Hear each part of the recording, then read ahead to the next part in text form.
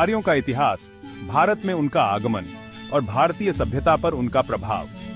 आर्य भारतीय उपमहाद्वीप के इतिहास में सबसे प्रभावशाली समूहों में से एक समृद्ध और जटिल इतिहास है। उनका भारत में आगमन एक नए युग की शुरुआत का प्रतीक है, जिसने भारतीय सभ्यता की नींव रखी। वे कौन थे, वे कहां से आए थे और उन्होंने प्राचीन भारत के सांस्कृतिक परिदृश्य को कैसे बदल दिया। कहानी शुरू होती है लगभग 2000 ईसा पूर्व के विशाल मध्य एशियाई मैदानों से, विशेष रूप से कैस्पियन सागर के उत्तर में। आर्य एक बड़े समूह का हिस्सा थे जिन्हें इंडो यूरोपियन कहा जाता था, जो एक सामान्य भाषा बोलते थे और एक अर्ध घुमंतु पशुपालक संस्कृति साझा करते थे।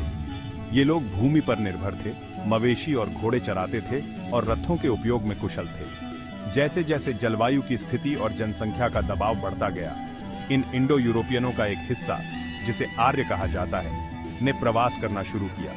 उनकी यात्रा उन्हें विशाल दूरी, पहाड़ी दर्रों और नदी घाटियों के माध्यम से भारतीय उपमहाद्वीप की भूमि की ओर ले जाएगी।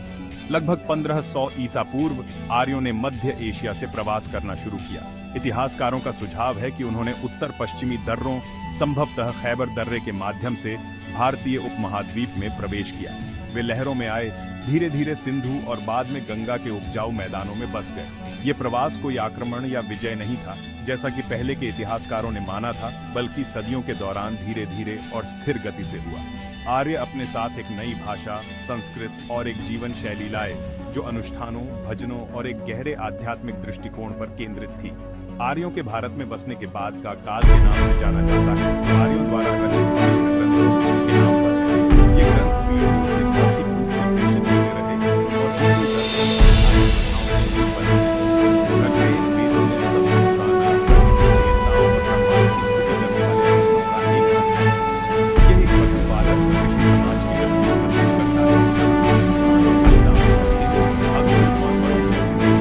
रचना प्रस्तुत करता है। आर्य समाज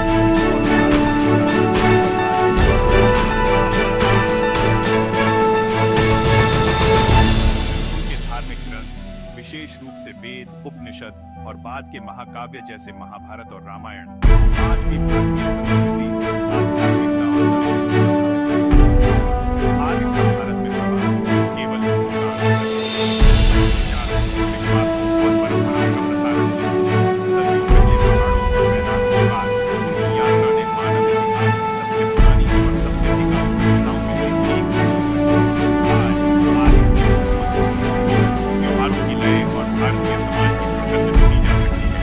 उनके प्रवास की कहानी कई मायनों में भारत की कहानी आर्य मैदानों से उपमहाद्वीप तक एक इतिहास जिसने एक राष्ट्र की नियति को आकार दिया।